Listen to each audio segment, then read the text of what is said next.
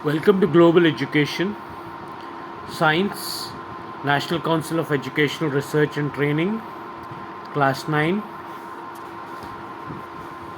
Force and Laws of Motion, Chapter 8. हम आ जाते हैं यहाँ पे पहले क्वेश्चन पे, which states, question number 1, which of the following has more inertia? Part A rubber ball and a stone of the same size. Part B, a bicycle and a train. Part C, a 5 rupee coin and a 1 rupee coin. तो हमने अभी थोड़ी देर पहले ही पढ़ा है chapter में कि क्या चीज़ क्या होती है, इनर्शिया क्या होता है और मास क्या होता है.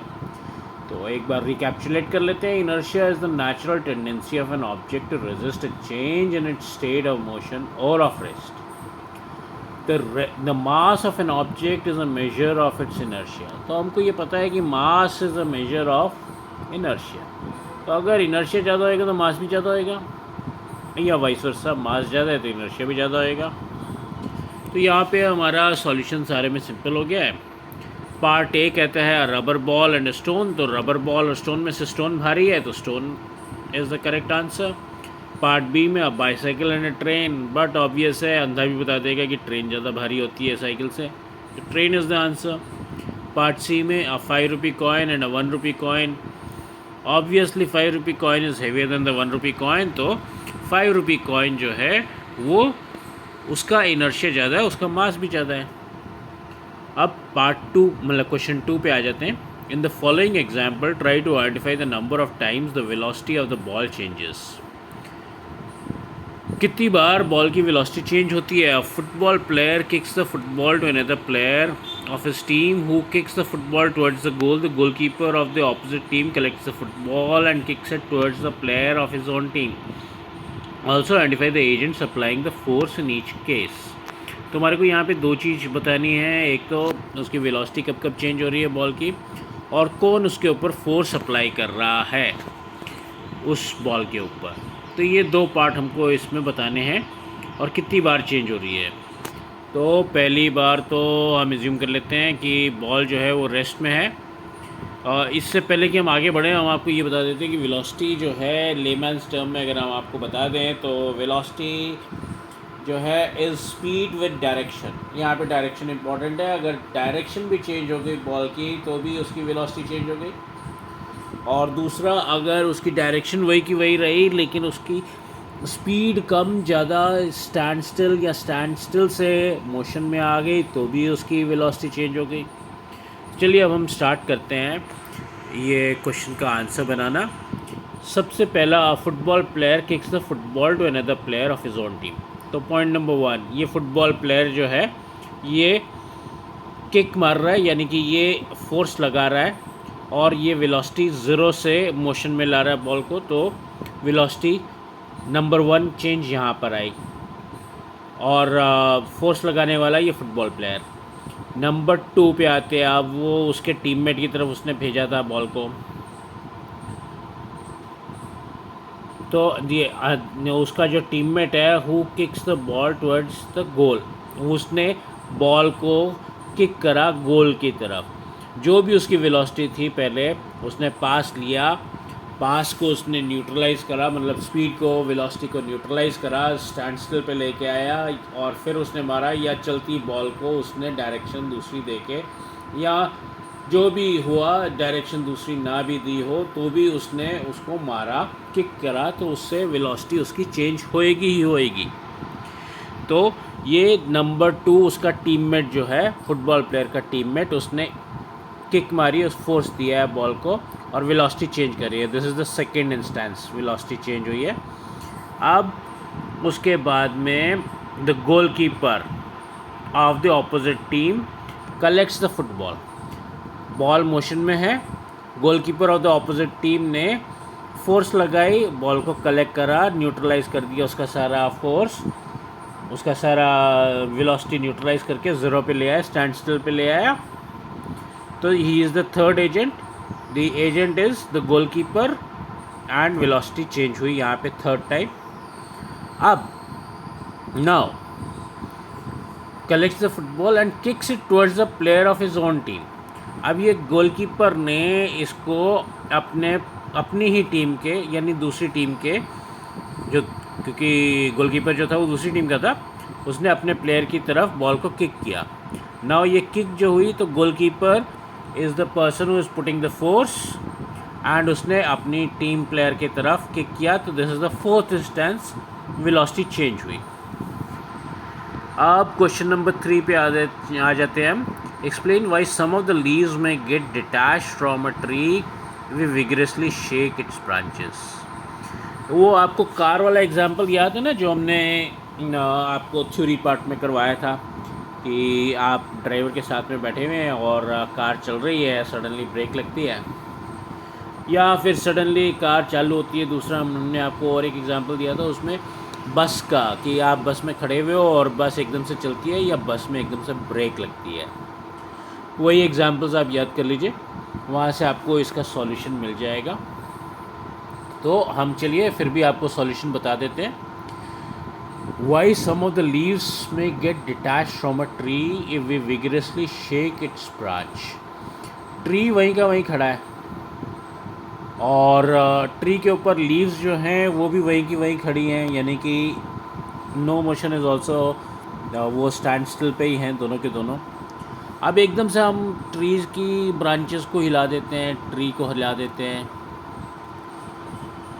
उसकी ब्रांच को हिला देते हैं। तो विगरसली हमने ब्रांच हिलाई, तो ज़ोर से हिलाई है। विगरसली का मतलब ज़ोर से हमने ब्रांच को हिलाया है, तो बहुत बड़ा डिविएशन हो रहा है वहाँ पे।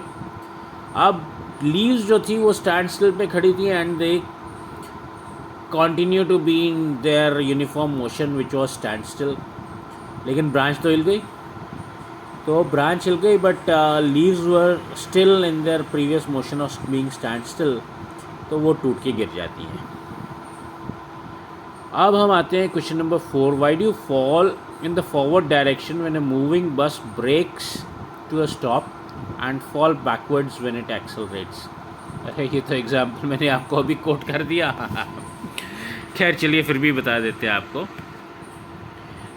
कि ये वाई डू यू फॉल, बस जो है मूविंग है अभी और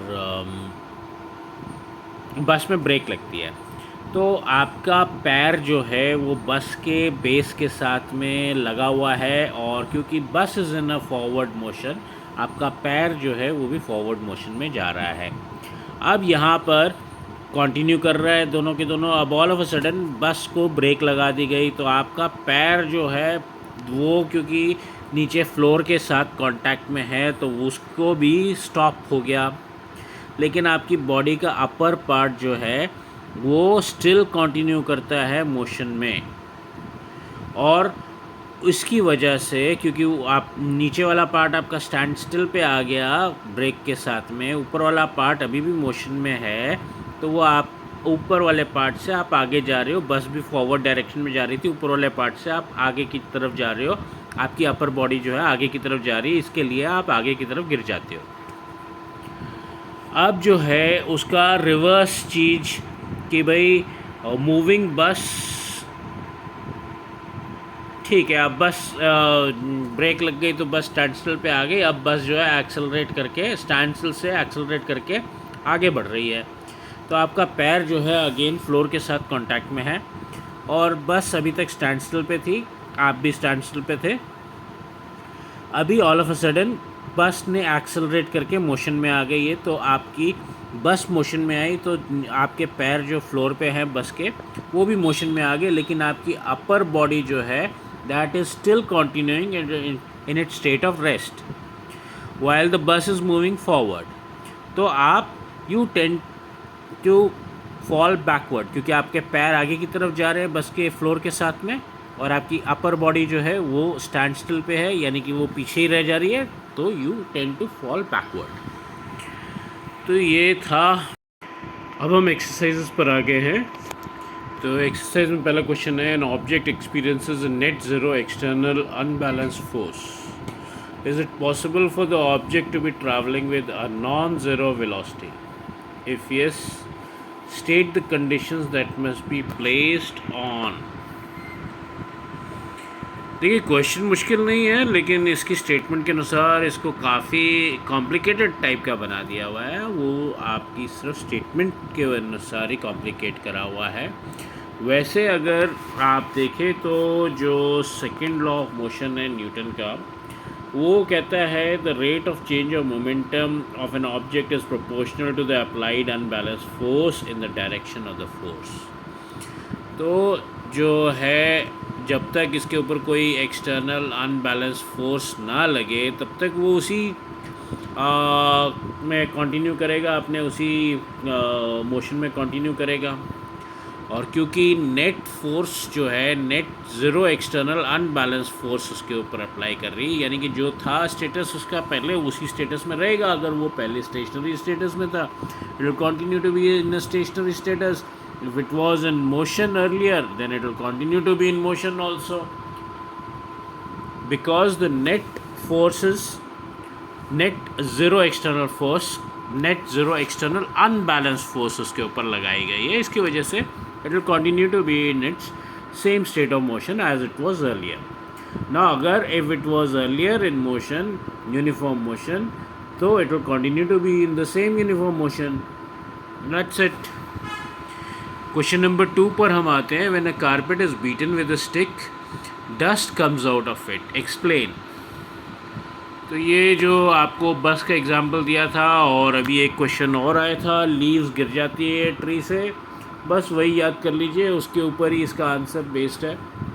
कारपेट जो है उसको हम जनरली, आप घर पे क्या करते हो, किसी कारपेट को किसी रस्सी पर टांग देते हो बाहर में, और फिर उसको एक डंडे से पीटते हो, यही करते हो ना, और कारपेट जो है इससे साफ़ हो जाता है.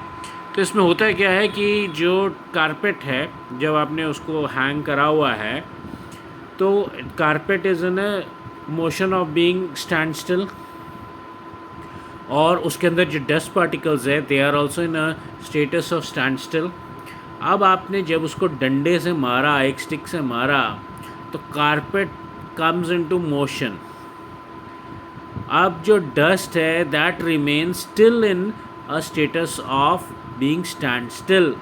तो कारपेट तो वहाँ से हिल गया, डस्ट वहीं के वहीं खड़ी रह गई, तो फिर उसके बाद में क्या होएगा, डस्ट जो है नीचे गिर जाएगी. नीचे क्यों गिरेगी? क्योंकि ग्रेविटी उसको पुल कर लेगी. तो it is just a matter of inertia and gravity यहाँ पर. फिर उसके बाद में आता है question number 3. Why is it advise to tie any luggage kept on the roof of a bus with अ रोप. ये सारे के सारे एग्जाम्पल एक ही पैटर्न पे चल रहे हैं, सारे के सारे क्वेश्चंस एक ही पैटर्न पे चल रहे हैं. मेरे को लगता है, क्या मेरे को ज़रूरत है आपको इसके बारे में बताने के लिए? चलिए फिर भी बता ही देते हैं.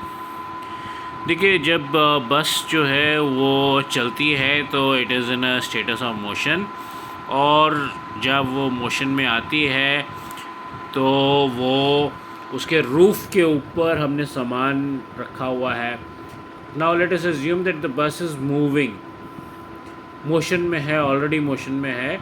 ऑल ऑफ अ सडन बस को ब्रेक लगती है, तो बस का जो रूफ़ है उसको अब आप फ्लोर समझ लीजिए, कि क्योंकि सामान जो है रूफ़ के ऊपर है, तो जो रूफ़ है वो ऑल ऑफ सडन ब्रेक लगने से स्टैंड स्टिल पे आ जाती है, मोशन से स्टैंड स्टिल पे आ जाती है. लेकिन जो लगेज ऊपर पड़ा हुआ, आपका जो सामान पड़ा हुआ है, वो कंटिन्यू करता है. उसका लोअर पार्ट तो चलिए रुक जाता है, लेकिन अपर पार्ट ऑफ दैट, जो upper half of that luggage जो है, वो that still continues in the forward motion, और इसकी वजह से वो गिरता है.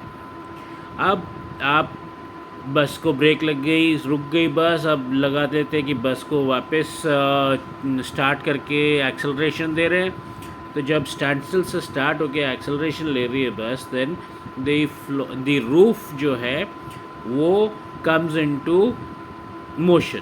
पहले स्टैंड स्टिल है, now it comes into motion. जो सामान ऊपर पड़ा हुआ है वो भी स्टैंड स्टिल से मोशन में आता है, बट उसका जो बेस है वो तो मोशन में आ गया, सामान का, लगेज का बेस मोशन में आ गया, because it is in touch with the roof. लेकिन टॉप पार्ट जो है, अपर हाफ जो है लगेज का, that is not in touch with the roof of the bus, and it continues to stay in its existing position of stand still, तो उसकी वजह से नीचे वाला पार्ट आगे की तरफ मूव कर जाता है along with the bus, the upper part is stationary there only, तो इसकी वजह से the luggage falls backward. Similarly side जब टर्न मारती है, लेफ़्ट टर्न या राइट टर्न, सेम सिनेरियो वहाँ पर भी होता है बस के साथ में। इसके लिए ही it is always advisable to tie the luggage on the roof of the bus. अब question number 4, a batsman hits a cricket ball which then rolls on a level ground after covering a short distance. The ball comes to rest. The ball slows to a stop because एक batsman खेल रहा है cricket, उसने ball को मारी, ball को जब उसने मारा तो वो रोल करके गया along the ground, level ground है उसके ऊपर रोल करके गया, थोड़ा सा डिस्टेंस कवर किया, उसके बाद में बॉल रेस्ट पर आ गया। अब बॉल स्लो करके स्टॉप पे आया, क्यों? 4 पार्ट हैं इसके। Part number A, the batsman did not hit the ball hard enough, बिल्कुल सही जवाब है, लेमन यही बोलेगा। Part B, velocity is proportional to the force exerted on the ball, velocity, ये भी ठीक है भैया, ये भी ठीक ही है। Part number C, there is a force on the ball opposing the motion, ये भी ठीक है। There is no unbalance force on the ball so the ball would want to come to rest. भाई देखा जाए तो सारी ठीक है, लेकिन जो सिनेरियो ऊपर दिया उसके हिसाब से वापस हम देखते हैं ये सारी चीज़ों में से क्या है। ऊपर का सिनेरियो ये है कि बैट्समैन ने बॉल को मारा था अलॉन्ग द ग्राउंड, और वो बॉल जो है वो स्लो करके स्टॉप पे आ जाती है। तो साइंटिफिकली देखिए, वैसे लेमैन के टर्म्स में देखा जाए तो सब चीज़ें बराबर लग रही थी हमको, लेकिन अगर साइंटिफिक तौर से देखें तो बैट्समैन ने बॉल को इतनी ज़ोर से नहीं मारा, ये कोई साइंटिफिक जवाब है नहीं है। Velocity is proportional to the force exerted on the ball, बिल्कुल ठीक होता है, ये चीज़ स्टेटमेंट ठीक है, लेकिन इस कॉन्टेक्स्ट में ठीक नहीं है। फिर there is a force on the ball opposing the motion, भाई ये ठीक है, फ्रिक्शन के फोर्स है, इनर्शिया का फोर्स है, ये बात ठीक है। और पार्ट नंबर डी जो है, there is no unbalance force on the ball so the ball would want to come to rest. तो हमारा पार्ट सी जो है साइंटिफिकली सबसे अच्छा अप्रोप्रिएट आंसर है। So the correct answer is part C, there is a force on the ball opposing the motion, इसकी वजह से वो हॉल्ट कर जाता है स्लो डाउन करके। अब क्वेश्चन नंबर 5 जो है, a truck starts from rest and rolls down a hill with a constant acceleration, it travels a distance of 400 meters in 20 seconds. Find its acceleration. Find the force acting on it if its mass is 7 tons. Hint: 1 ton is equals to 1000 kg. चलिए करते हैं। हमको इसमें दिया गया था, ये solution कर रहे हैं हम, कि इनिशियल वेलोसिटी 0 है तो u is equals to 0 metres per second कर दिया हमने। v फाइनल वेलोसिटी हमारे को पता ही नहीं है, बताई भी नहीं थी। डिस्टेंस यानी कि s is 400 metres distance travelled. Time taken to travel this distance was 20 seconds, the time is t20। Mass जो हमको बताया गया था वो था 7 टन। 7 टन के साथ में हमारे को एक बहुत बड़ा हिंट दिया था इन्होंने कि 1 ton is equals to 1000 kg, तो 7 into 1000 kg is equals to 7000 kg mass. M is for mass. A acceleration हमारे को पता नहीं है, हमारे को फाइंड आउट करनी है। F फोर्स हमारे को पता नहीं, फाइंड आउट करनी है। तो हमने पिछले चैप्टर मोशन में जब हमने कर रहे थे तो उसमें हमने ये देखा था कि ये इक्वेशन ऑफ मोशन थी, S is equals to ut plus half at square. तो हम ये वैल्यूज़ डाल देते हैं इसमें। S का जो है 400 मीटर्स, फिर u was 0, t is 20 seconds, plus half a acceleration जो हमको पता नहीं है into t square, that is 20 second square, is equals to ये 0 इंटू 20 0 ही रहेगा, फिर हाफ a इंटू 400 20 स्क्वायर को करा तो 400 सेकेंड स्क्वायर आ गया। अब ये इक्वेशन जो थी इसमें से ये हमने इस तरफ ले गए, 0 इंटू 20 को हम लेफ़्ट साइड पर ले गए इज इक्वल्स टू के, तो 400 माइनस 0 तो वो 0 ही रहा, और राइट हैंड साइड पर हमारा रहा हाफ ए इंटू 400 सेकेंड स्क्वायर। अब ए जो है उसको हम राइट साइड पे रखते हैं और बाकी चीज़ों को ले जाते हैं इधर लेफ़्ट हैंड साइड पे, तो हाफ जो है डिवाइडेड बाई 2 इधर जाके इंटू 2 हो जाता है, और इंटू 400 सेकेंड स्क्वायर जो है यहाँ पे डिनोमिनेटर में आ जाता है। तो 400 divided by 400 into 2, 400 metres into 2 divided by 400 second square is equals to a. तो अगर हम इसको सॉल्व करते हैं तो 400 बाई 400 कट जाता है, तो बाकी बचता है 2 metre divided by second square, 2 metre per second square is the acceleration. तो यहाँ पे हमने लिख दिया therefore acceleration is 2 metres per second square. अब हमारे को दूसरा फार्मूला पता है फोर्स का फार्मूला होता है F is equals to M A, और F इज़ इक्वल्स टू 7000, यानी कि मास जो है 7000 है, इंटू ए जो है 2 मीटर पर सेकेंड स्क्वायर है। तो ये हो गया सीधा 7 into 2 14,000 KG metre per second square, और KG metre per second square क्या होता है, न्यूटन होता है। तो ये हो जाता है 14,000 Newton, therefore force is 14,000 Newton. ये हमारा आंसर हो गया। काफ़ी सिंपल था ना। Question number 6, a stone of 1 kg is thrown with a velocity of 20 meters per second across the frozen surface of a lake and comes to rest after traveling a distance of 50 meters. What is the force of friction between the stone and the ice? देखिए अभी तक आप stone और road, stone और अर्थ, यहाँ पे अब आप आइस, फ्रोज़न लेक, चलिए करते हैं।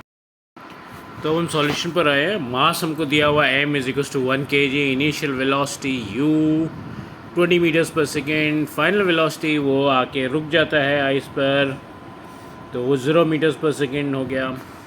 डिस्टेंस ट्रैवल जो है वो 50 मीटर्स है। फोर्स ऑफ फ्रिक्शन मालूम ही नहीं है हमारे को, एक्सेलरेशन मालूम ही नहीं है। तो यहाँ पर मैं आपको एक चीज़ बताना चाहता हूँ कि हमने फोर्स से पहले जो चैप्टर किया था वो था मोशन का। यहाँ पे आपको मोशन की थ्योरी और उसके न्यूमेरिकल करिए, और फिर आप फोर्स की थ्योरी करिए, उसके बाद में फोर्स के न्यूमेरिकल करिए, जो अभी हम कर रहे हैं। तो this will be the proper way in which you should approach this, क्योंकि यहाँ पे जो चीज़ हम कर रहे हैं वो चीज़ हमने मोशन में पहले कर चुके हुए हैं। मोशन से हम एक तरीके से आगे कंटिन्यू कर रहे हैं, जो फार्मूलाज वगैरह जो है वो मोशन से आगे आ रहे हैं। तो चलिए, मोशन से हमने एक फार्मूला निकाला था v square minus U square is equal to 2as।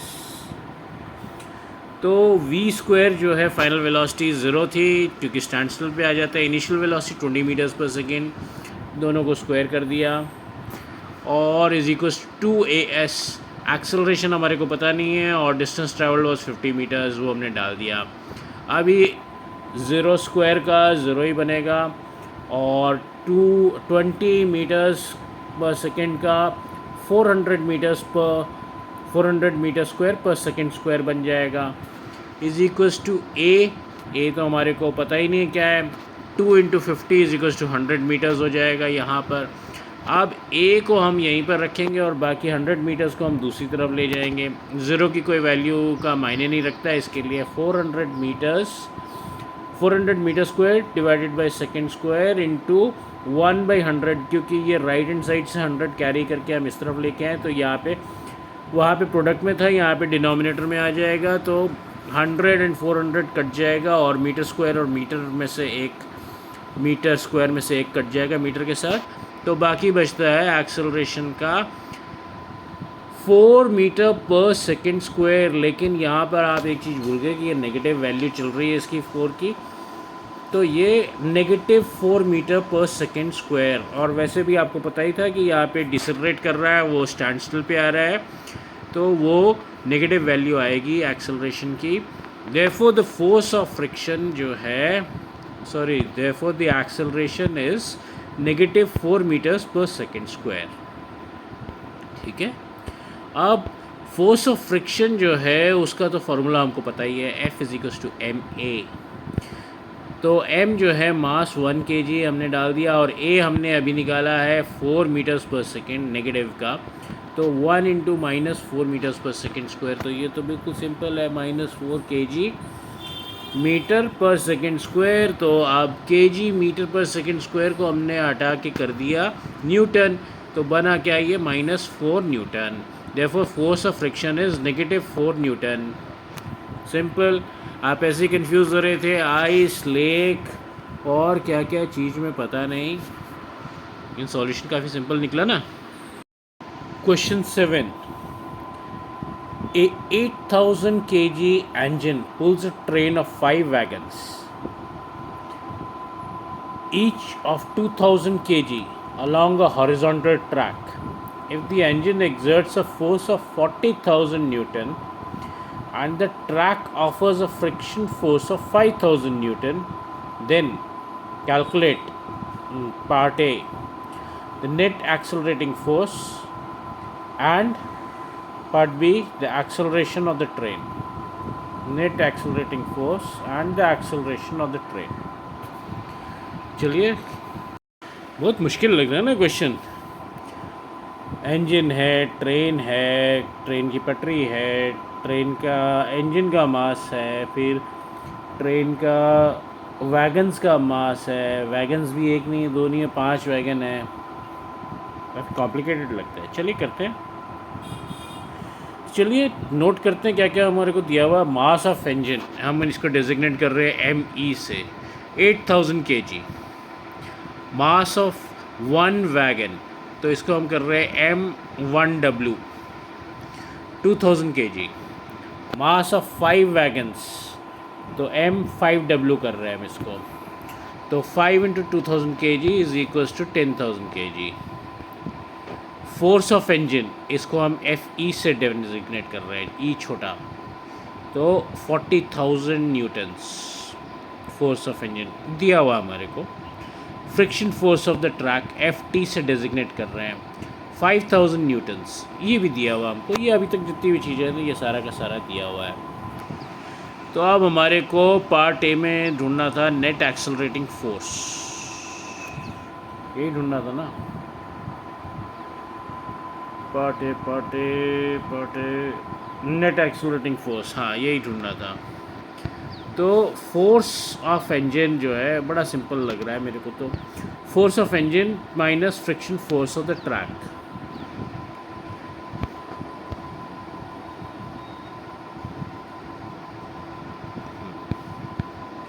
तो फोर्स ऑफ द इंजन जो था 40,000 न्यूटन था, और उसमें से friction force of the track जो है वो 5000 का हम माइनस कर देते हैं, तो 35,000 न्यूटन्स।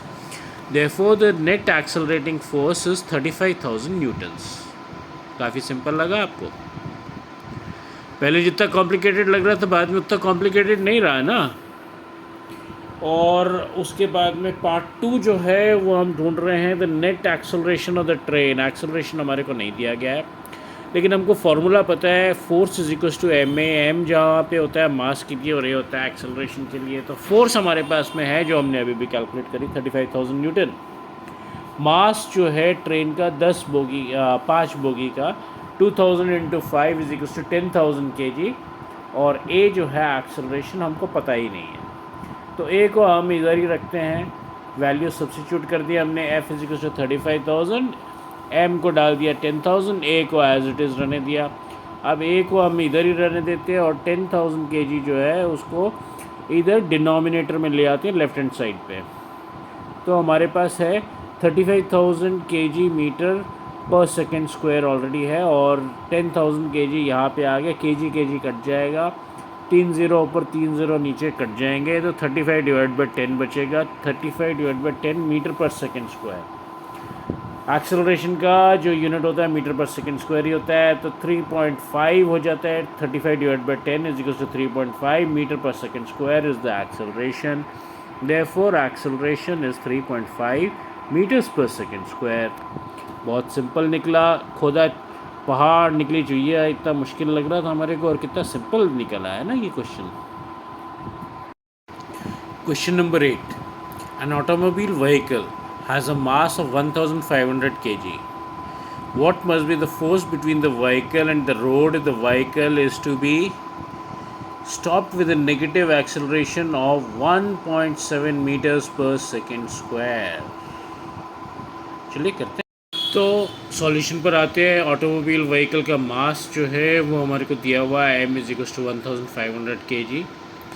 एक्सेलरेशन जो है वो भी हमारे को दी गई है कि -1.7 मीटर्स पर सेकंड स्क्वायर है. फोर्स का हमारे को पता नहीं है, लेकिन हमारे को फार्मूला पता है भैया. Force = ma. तो m जो है वो और a की वैल्यू हम सब्स्टिट्यूट कर देते हैं. m की वैल्यू आती है 1500 kg इंटू -1.7 मीटर्स पर सेकंड स्क्वायर. तो इसको अगर हम सॉल्व करते हैं तो ये 1500 इंटू 1.7 जो है ये बन जाता है 2550. यहाँ पे से जो साइन है वो नेगेटिव का आएगा. ये जो छोटा सा और देख रहे हैं ना आप, ये नेगेटिव लिखा है मैंने ब्रैकेट में, वो नेगेटिव का साइन है और नीचे VE लिखा है. तो थोड़ा कंफ्यूज मत होइएगा कि कुछ गचर पचर कर दिए मैंने, लेकिन ऐसा कुछ नहीं, नेगेटिव लिखने की कोशिश करी थी. तो -2550 और जो यूनिट्स बचे हैं हमारे वो हैं kg पर metre second square. kg metre per second square. तो kg metre per second square होता है न्यूटन. तो ये बना -2550 न्यूटन n. तो हमारा आंसर आ जाता है therefore the force between the vehicle and the road is -2550 Newton. Simple निकला ना. Question number 9. What is the momentum of an object of mass m moving with a velocity v? तो ये तो momentum का formula जो है वही इसका आंसर है. खैर फिर भी चलिए देख लेते हैं क्या बोलता है. पार्ट ए में बोलता है mv². पार्ट बी में बोलता है mv². पार्ट सी में बोलता है हाफ mv². पार्ट डी में बोलता है mv. तो मोमेंटम = mv, मास इंटू वेलोसिटी. तो ऑप्शन डी है इसका. Question number 10. Using a horizontal force of 200 Newton, we intend to move a wooden cabinet across a floor at a constant velocity. What is the friction force that will be exerted on the cabinet? अच्छा question है. तो मैं कहूँगा कि अगर horizontal force 200 Newton की लगा रहे हैं और वो कांस्टेंट वेलोसिटी से मूव करना है, तो जो फ्रिक्शन का फोर्स है that will be less than 200 Newton's. तभी वो मूव करेगा, अदरवाइज़ वो मूव नहीं करेगा. यानी कि अनबैलेंस फोर्स हो जाएगा. 200 Newton and less than 200 Newton, तो वो अनबैलेंस फोर्स हो जाएगा. तो वो मूव तो करेगा और उसका कांस्टेंट स्पीड पे मूव करेगा, कांस्टेंट वेलोसिटी पे मूव करेगा. क्वेश्चन नंबर 11 पे आते हैं. According to the third law of motion, when we push on an object, the object pushes back on us with an equal and opposite force. If the object is massive truck parked along the roadside, it will probably not move. बराबर है. A student justifies this by answering that two opposite and equal forces cancel each other. Two opposite and equal forces cancel each other. Comment on this logic and explain why the truck does not move. बहुत simple answer है इसका. ये जो एक लड़का truck को move करने की कोशिश कर रहा है, एक ट्रक खड़ा हुआ है और उसको एक लड़का धक्का दे के, एक स्टूडेंट लड़का जो स्कूल में पढ़ता है या कॉलेज में पढ़ता है, स्टूडेंट है वो, नहीं वो तो जस्टिफाई कर रहा है. स्टूडेंट जस्टिफाई कर रहा है. धक्का कौन दे रहा है? हाँ हम पुश कर रहे हैं. हाँ वी आर पुशिंग. ठीक है. तो हम उस ट्रक को धक्का दे रहे हैं, उसको हिलाने की कोशिश कर रहे हैं। भैया हमारे में इतनी दम नहीं है कि हम एक खड़े हुए ट्रक को, अगर उसमें माल भी भरा हुआ है तो उसको हम धक्का दे के हिला दें। ठीक है, तो हम उसको जो भी उसके मास के अनुसार जो हम उसके ऊपर जितनी भी फोर्स एक्सर्ट करेंगे वो नेग्लिजिबल रहेगी, और उससे कई ज़्यादा फोर्स की ज़रूरत है, उसको कई आदमियों की ज़रूरत है उसको धक्का दे के हिलाने के लिए। तो अब Newton's third law of motion उसने कोट किया है। According to the third law of motion, when you push on an object the object pushes back on us, बराबर है, with an equal and opposite force, बराबर है। तो if the object is a massive truck parked along the roadside, it will probably not move. A student justifies this by answering that the two opposite and equal forces cancel each other. Comment on this logic and explain why the truck does not move. भाई logic वो नहीं है कि जो उसने कहा, logic ये है कि वो फोर्सेस आपस में कैंसिल नहीं हो रही हैं यहाँ पे, लेकिन जैसे मैंने आपको बताया कि वेट मैटर करता है, और हमने एक बहुत ही ज़्यादा वेट, हमारा जो फोर्स लगाया था बहुत कम है, उस वेट के सामने एक बहुत बड़े ट्रक को धक्का देने की कोशिश करी थी। वो ट्रक भी हमारे को रिवर्स में धक्का देगा, लेकिन वो इतना ज़्यादा पता नहीं चलेगा, डिस्पाइट द फैक्ट कि हम बहुत हल्के हैं उसके सामने, फिर भी हमारी फोर्स इज़ टू नेग्लिजिबल कि इससे कुछ खास फ़र्क पड़े। फिर है question number 12, a hockey ball of mass 200 gram travelling at 10 metres per second is struck by a hockey stick so as to return it along its original path with the velocity of 5 meters per second. देखिए वो 10 metres per second पे आ रहा था, उसको hockey stick से मार के उसको रिवर्स डायरेक्शन में, उसी डायरेक्शन में वापस भेजा गया, लेकिन अब जो वो वापस गया वो 5 मीटर्स पर सेकेंड पे गया था। 10 मीटर्स पे आ रहा था और 5 मीटर्स पे वापस जा रहा है, और बॉल का मास है 200 gram. Calculate the magnitude of change of momentum occurred in the motion of the hockey ball by the force applied by the hockey stick. तो हम सॉल्यूशन पर आते हैं क्वेश्चन नंबर 12 के। ये क्वेश्चन 12 लिखा है मैंने। तो मास ऑफ द बॉल जो है वो है m इज़ इक्वल्स टू 200 ग्राम, ये हमारे को दिया हुआ हॉकी बॉल का मास है। अगर हम इसको केजी में कन्वर्ट करते हैं तो 200 divide by 1000 is equals to 0.2 kg हो जाता है। Initial velocity of the ball जो है u is equals to 10 metres per second. 10 metres per second है, स्क्वायर मैंने हटा दिया, मैंने गलती से स्क्वायर लिख दिया था वहाँ पे, तो स्क्वायर हटा दिया हुआ है। Final velocity of the ball जब उसको हॉकी स्टिक से मार के वापस उसी पाथ पे वापस भेज दिया जाता है तो वो है -5 मीटर्स पर सेकेंड। यहाँ पे भी मीटर्स पर सेकेंड है। तो initial momentum of the ball, mass into velocity momentum होता है, तो मास इनटू इनिशियल वेलोसिटी जो है वो मास हमने कैलकुलेट करके रख लिया यहाँ पे 0.2 kg। तो 0.2 kg into 10 metres per second is equals to 2 kg metre per second is equals to वही रहेगा 2 kg मीटर्स पर सेकेंड। और फिर final momentum of the ball जो है जब हॉकी स्टिक से मार दिया उसके बाद में जो वेलोसिटी उसकी आई वो थी -5 मीटर्स पर सेकेंड, और मास हमको पता ही है हॉकी बॉल का 0.2 kg। इन दोनों को मल्टीप्लाई करते हैं तो बनता है -1 kg मीटर पर सेकेंड। तो अब चेंज इन मोमेंटम जो है वो क्या होता है, initial momentum minus final momentum, तो वो 2 माइनस जो फाइनल मोमेंटम है वो -1 है, तो 2 -1 kg मीटर पर सेकेंड। तो वो हो जाता है, ये नेगेटिव ब्रैकेट से बाहर आके पॉजिटिव बन जाता है, तो 2 + 1 = 3 kg मीटर पर सेकेंड। तो therefore the magnitude of change of momentum on the ball applied by the hockey stick is 3 kg metre per second और 3 न्यूटन। काफ़ी आसान निकला ना।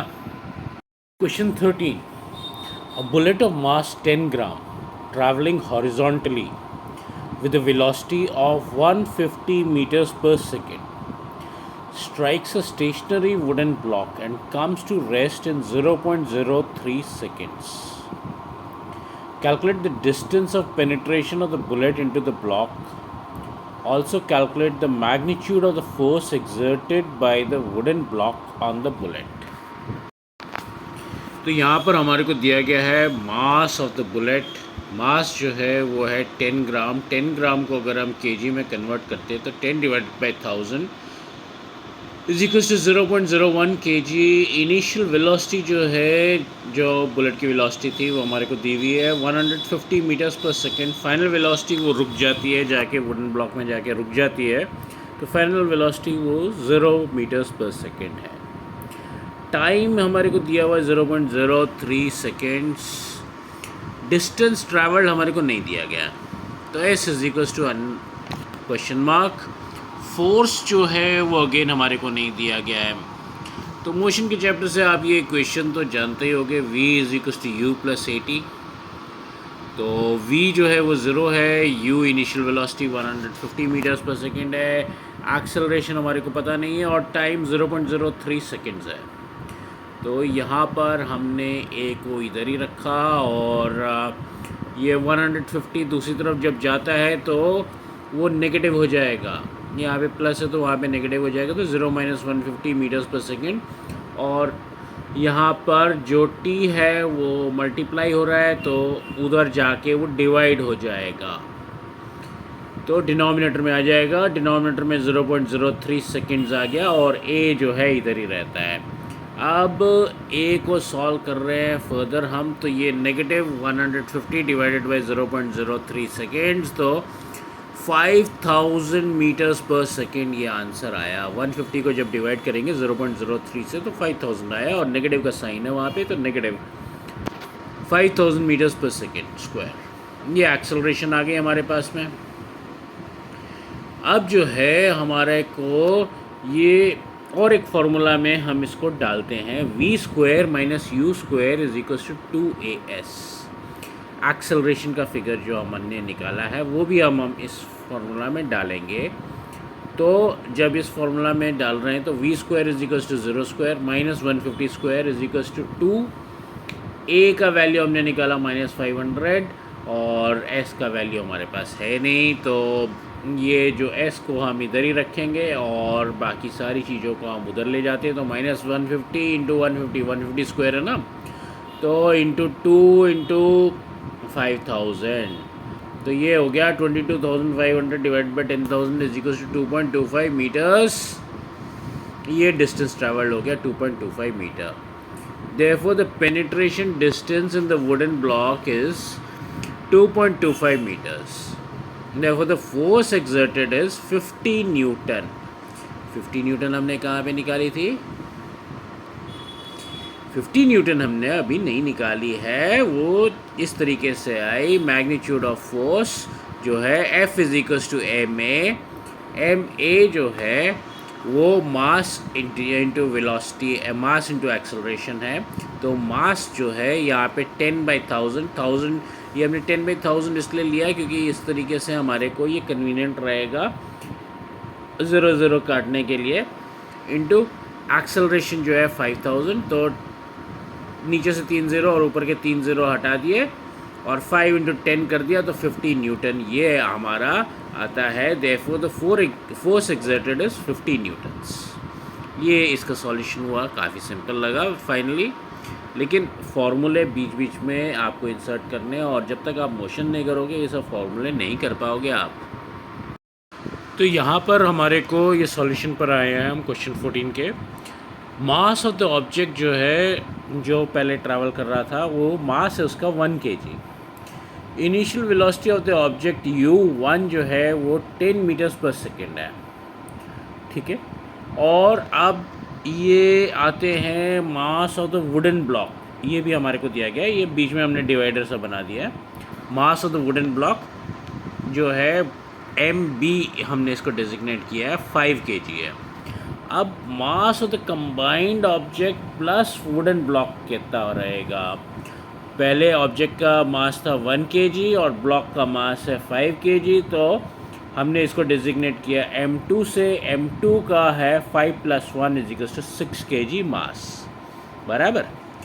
अब वेलोसिटी जो है हमारे को कंबाइंड ऑब्जेक्ट प्लस ब्लॉक की नहीं दी हुई है, तो वो क्वेश्चन मार्क है।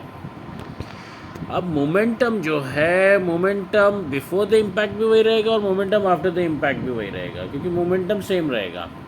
आपने Newton's third law of motion में पढ़ाई है कि every action has got an equal and opposite reaction, तो वो मोमेंटम जो है उतना ही रहेगा, बस वो बॉडी का वेट के अनुसार उसका सारा चीज़ चेंज हो जाएगा। तो मोमेंटम बिफोर द इम्पैक्ट जो है MI/UI बनेगा। MI/UI जो है 1 kg एंड 10 मीटर/सेकेंड है, तो वो हमने वैल्यूज़ यहाँ पे सब्स्टिट्यूट कर दी, 1 kg × 10 मीटर/सेकेंड। और यहाँ पर M2 में हमारे को पता है कि कंबाइंड वेट 5 + 1 = 6 kg है, तो 6 kg। और V2 जो है वो हमको पता ही नहीं है, तो वेलोसिटी जो है पता ही नहीं है, तो वो V2 ही रखा हमने। अब 10 kg 1 kg × 10 मीटर/सेकेंड, तो 10 kg मीटर/सेकेंड आ गया, और डिवाइडेड बाई 6 kg। 6 kg यहाँ से गया राइट हैंड साइड से, जहाँ पे मल्टीप्लाई हो रहा था, वहाँ से नीचे लेफ़्ट हैंड साइड जाके डिनोमिनेटर में बैठ गया। अब यहाँ पे kg उड़ गया, मीटर/सेकेंड बचा यूनिट्स में, और 10 डिवाइडेड बाई 6, तो 10 डिवाइडेड बाई 6 होता है 1.67 मीटर्स/सेकेंड। ये हमारी वेलोसिटी आई कंबाइंड ऑब्जेक्ट की। तो therefore the velocity of the combined object and block of wood is 1.67 metres per second. Question 15. An object of mass 100 kg is accelerated uniformly from a velocity of 5 meters/second to 8 meters/second। यानी accelerate हो रहा है, positive acceleration हो रहा है 5 मीटर/सेकेंड से 8 मीटर/सेकेंड, और मास of the object is 100 kg, और time duration is 6 seconds। Calculate the initial and final momentum of the object. Also find the magnitude of force exerted on the object. तो ये जब एक्सेलरेशन हो रहा है तो कोई फोर्स तो अप्लाई करी गई होगी। चलिए देखते हैं। सॉल्यूशन पर हम आ गए। मास ऑफ द ऑब्जेक्ट जो है 100 kg है, यानी m। इनिशियल वेलोसिटी u जो है 5 मीटर्स/सेकेंड है, फाइनल वेलोसिटी v जो है वो 8 मीटर्स/सेकेंड है। Time taken t = 6 seconds। अब इनिशियल मोमेंटम क्या है, p1। p1 हमारे को पता नहीं है, हमारे को पता करना है। तो p1 जो है = m × u। तो m × u हो गया 100 kg × 5 मीटर/सेकेंड = 500 kg मीटर्स/सेकेंड। और फाइनल वेलोसिटी जो है p2, वो अगेन हमको पता नहीं है, हमारे को पता करनी है। तो mv, मास × velocity mv, final velocity = 100 kg। मास तो वही रहेगा, वेलोसिटी जो है एक्सेलरेशन के बाद में 8 मीटर्स/सेकेंड हो गई थी, तो 100 × 8 हो जाएगा, यानी कि 800 kg मीटर/सेकेंड। अब फोर्स क्या है वो अगेन हमारे को पता नहीं है, फोर्स F = what, लेकिन हमारे को उसका फार्मूला पता है, F = ma। तो चलिए हम F = ma डालते हैं। अब वैल्यूज़ हमने m की वैल्यू जो है मास की 100 है, और एक्सेलरेशन की वैल्यू जो है वो हमको पता करनी है, वो हमने वैसे तो चलिए वो पता करते हैं। v - u divided by t। v is the final velocity minus u initial velocity divided by time taken. ये हमारा फार्मूला होता है एक्सेलरेशन का। तो 100 × 8 - 5, फाइनल वेलोसिटी 8 थी और इनिशियल वेलोसिटी 5 थी, divided by time taken 6 seconds था, तो वो आ गया 100 × 3/6। 8 - 5 = 3 और डिनोमिनेटर 6 था, तो 100 × 3/6, तो 3/6 जो है 100 × हाफ हो गया, 100 × हाफ हो गया 50 न्यूटन। तो देयरफॉर द आंसर जो है ये क्वेश्चन का हमारा निकल गया है, और आंसर जो है वो ये है। Therefore the initial momentum of the object is 500 kg metre per second. The final momentum of the object is 800 kg metre per second. The magnitude of force exerted on the object is 50 Newton. Question 16. Akhtar, Kiran and Rahul were riding in a motor car. that was moving with a high velocity on an expressway when an insect hit the windshield and got stuck on the windscreen. तो किरण अख्तर और Rahul motor car में बैठे हुए थे और बहुत high velocity पे motor car चल रही थी एक्सप्रेसवे पे। उसी टाइम पे एक इंसेक्ट, एक कीड़ा उनके विंडशील्ड को हिट करता है, आके टकराता है और वहीं पे स्टक हो जाता है, चिपक जाता है विंडस्क्रीन पे। Akhtar and Kiran started pondering over the situation. Kiran suggested that the insect suffered a great change in momentum as compared to the change in momentum of the motor car, because the change in the velocity of the insect was much more than that of the motor car. तो पहले किरण बताता है कि किरण बताता है कि insect जो है उसने ज़्यादा वेलोसिटी, उसका ज़्यादा चेंज इन मोमेंटम हुआ compared to the change in momentum of the motor car. क्योंकि change in velocity of the insect was much more than the change that of the motor car, कि insect की velocity में ज़्यादा change आ गया motor car की velocity के बनिस्बत। Akhtar said that since the motor car was moving with a larger velocity, it exerted a larger force on the insect. As a result, the insect died. तो अख्तर ने कहा कि motor car जो है वो ज़्यादा तेज़ी से चल रही थी, ज़्यादा वेलोसिटी से चल रही थी और उसने ज़्यादा फोर्स एग्जर्ट करी इंसेक्ट पे और उसके नतीजा ये हुआ कि इंसेक्ट मर गया। अब तीसरा जना राहुल भी कुछ कह रहे हैं। Rahul, while putting on an entirely new explanation, said that both the motor car and the insect experienced the same force and a change in their momentum. Comment on these suggestions. एक minute, Rahul ने क्या बोला वापस पढ़ लेते हैं। Rahul, while putting on an entirely new explanation, said that both the motor car and the insect experienced the same force and a change in their momentum. Comment on this suggestion. तो राहुल ने कहा कि दोनों के दोनों का जो है वो, राहुल ने सबसे पहले तो एक बहुत ही नए तरीके की एक्सप्लेनेशन दी और वो एक्सप्लेनेशन ऐसी थी कि मोटर कार और इंसेक्ट का दोनों का फोर्स चेंज हुआ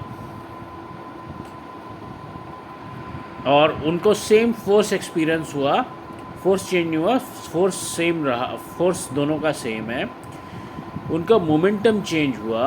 कमेंट ऑन द सजेशन। तो मेरे को तो ये तीसरा जो राहुल है इसका एक्सप्लेनेशन अच्छा लगता है, क्योंकि there is a law of conservation of momentum, जिसके अनुसार momentum before the impact and after the impact same ही रहेगा।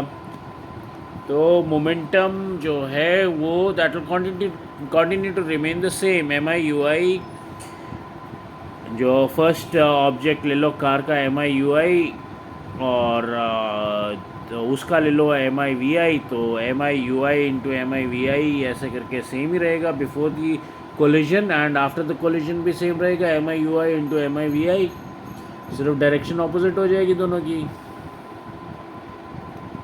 सॉरी इंसेक्ट की, क्योंकि इंसेक्ट वहाँ पे जो है बहुत लाइट वेट है, तो इंसेक्ट को जो है वो इम्पैक्ट ज़्यादा पड़ेगा, लेकिन momentum is the same for both, तो सबका सेम है। अभी 17th question, incidentally 17th question जो है वो लास्ट क्वेश्चन है। तो 17th क्वेश्चन कहता है how much momentum will a dumbbell of mass 10 kg transfer to the floor if it falls from a height of 80 centimetre. Take its downward acceleration to be 10 meters per second square। Question 17 का solution इस तरह से आएगा। Mass of the dumbbell m is equal to 10 kg जो हमको दिया हुआ है। हाइट ऑफ फॉल जो डिस्टेंस भी आप कह सकते हो, h इज इक्वल टू, यहाँ पे हमने h ले लिया, वैसे आप s भी ले सकते हो, तो h या s is equal to 80 centimetre. अगर उसको सेंटीमीटर को अगर हम मीटर में कन्वर्ट करते हैं तो 80 डिवाइडेड बाई 100 मीटर हो जाएगा। तो एक्सेलरेशन जो है वो हमारे को दिया गया है कि एज्यूम कर लीजिए कि एक्सेलरेशन ये है 10 meters per second स्क्वायर। या आपने जो कैलकुलेशन करना है वो 10 मीटर्स पर सेकंड स्क्वायर के हिसाब से आपने हमने कैलकुलेशन करना है, तो वो आपको एक्सेलरेशन दिया हुआ है। इनिशियल वेलोसिटी ये एक्चुअली तो ग्रेविटी का था, लेकिन उन्होंने हमारे को जो दिया हुआ हम उसी से करेंगे। इनिशियल वेलोसिटी एच यू जो है वो ज़ीरो है, क्योंकि वो स्टैंड स्टिल से वो नीचे गिरता है डंबल जो है।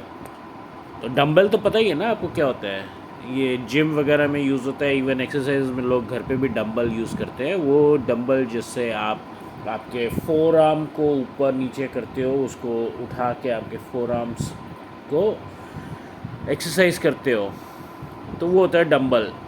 तो डंबल का जो इनिशियल वेलोसिटी था वो ज़ीरो था, और फाइनल वेलोसिटी हमारे को पता ही नहीं है।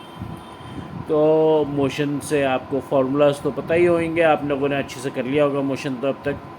तो V square minus U square is equal to 2as, ये फार्मूला तो सबको आपको पता ही है। तो V square minus U square जो है वो वी को तो हमको पता नहीं है, यू स्क्वायर जो है ज़ीरो स्क्वायर हो गया, और 2as, ए का वैल्यू हमारे को दिया हुआ है कि 10 मीटर पर सेकंड स्क्वायर, और एस यानी कि डिस्टेंस एच या डिस्टेंस जो भी है कह लीजिए आप उसको, 80/100 सेंटीमीटर। तो वो आ गया 2 इंटू 8। 8 कैसे आया, ये 100 जो डिनोमिनेटर में इसका 1 ज़ीरो 10 से कट जाएगा और 1 ज़ीरो 80 से कट जाएगा, तो 2 इंटू 8 बचा यहाँ पे। तो 2 इंटू 8 is equal to 16 metre square and per second square, यहाँ पर ये है। तो ऐसा क्यों आ गया, अरे ऐसा इसलिए आया क्योंकि इधर लेफ्ट हैंड साइड पे वी स्क्वायर है, वी स्क्वायर मैंने zero square is equal to V square. अब v को जब अंडर रूट करोगे तो आपको 16 का क्या आएगा, 4 आएगा, मीटर स्क्वायर का मीटर आएगा, सेकंड का सेकंड आएगा। तो वेलोसिटी जो आपकी आएगी वो है 4 metres per second, final velocity. अब मोमेंटम हमारे को इसमें पता करना है, तो momentum is equal to mass into velocity. अब मास हमारे को पता है 10 kg, वेलोसिटी भी हमारे पास आ गया 4 मीटर्स पर सेकेंड, तो मोमेंटम हो गया 10 into 4 is equal to 40 kg metre per second. तो आंसर यही है हमारा, देखो तो momentum of the dumbbell will be 40 kg metre per second.